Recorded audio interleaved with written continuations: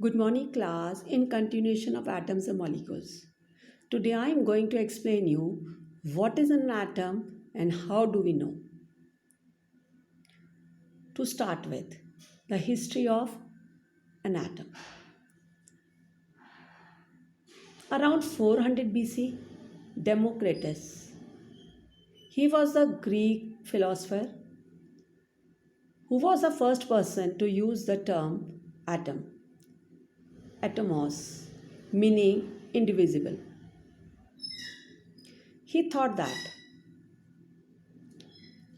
he thought that if you take a piece of matter and divide it and continue to divide it till you will eventually come to the point where you could not divide it anymore.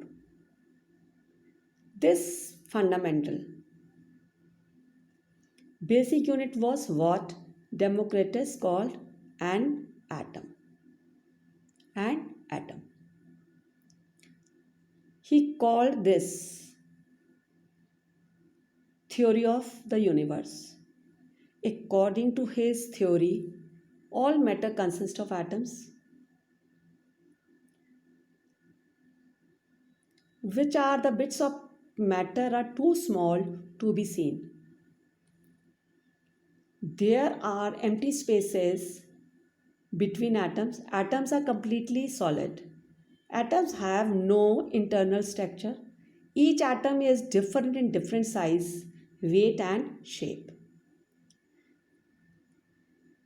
After discovery of atom by Democritus, John Dalton, he adopted the Democritus theory and made a modern model of atom. Now, what about atoms?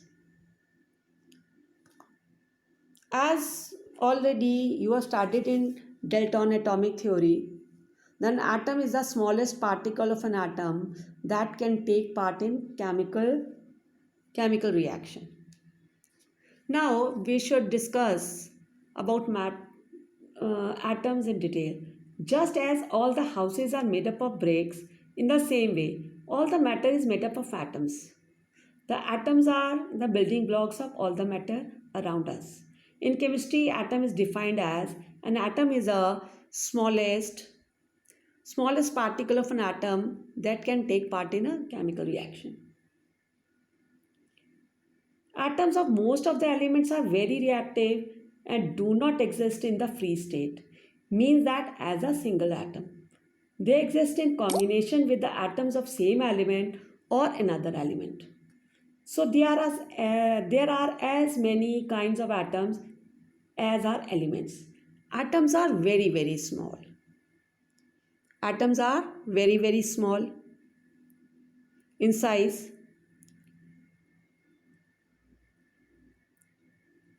It can be indicated by its radius. By its radius. Radius is atomic radius. The size of atom is indicated by its radius that is atomic radius. Now we'll study about atomic radius. Atomic radius is the radius of atom and it is measured in nanometer. It is measured in nanometer. Nanometer is,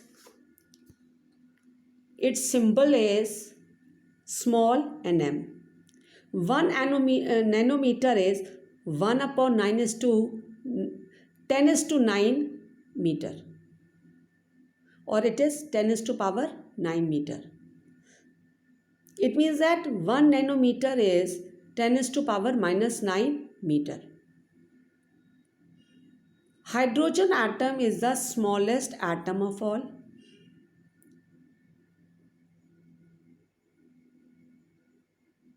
If the atomic radius of a hydrogen atom is 0.037 nanometer, if we express in meter, it will be 0.037 into 10 to the power minus 9 meter. It means that it is really very, very small in size.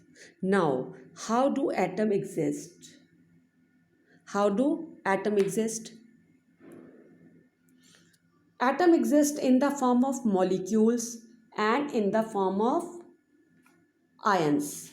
Now already you have studied about before that the atoms of only a few elements called noble gases such as helium, neon, argon and krypton and chemically unreactive, and they exist in the form of not in the form of in the free state or as a single atom. Atoms of most of the elements are chemically very reactive, do not exist in the free state as a single atom. So the atom usually exists in two ways. One is in the form of molecules, another one in the form of ions. Now, when we talk about how do atoms exist, that is, when atoms form molecules or ions, they become stable because in doing so they acquire the stable electron arrangement of the noble gas. And what do you mean by this?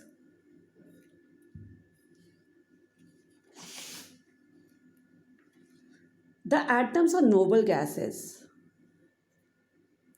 already have complete outer shells so that they have no tendency to lose, gain or share electrons. That is why the noble gases are inert and do not take part in chemical reaction. This I am talking about noble gases because noble gases already have complete outer shells. So because of that they have no tendency to lose, gain or share electrons. That is why only the noble gases are inert and they do not take part in chemical reaction. Now, when I am talking about molecules and ions, the molecules and ions stick together in large number to form a various types of matter around us. Though we cannot see the individual molecules or ions, individual molecules and ions with our eyes, like for example, I'm talking about first is iodine molecule. Iodine molecule, we cannot see the iodine molecule, that is individual molecule, with our eyes, that is eye 2, because they are very, very small. But we can see iodine crystal as a violet colored solid because it is the collection of millions of iodine molecules held together. Another example,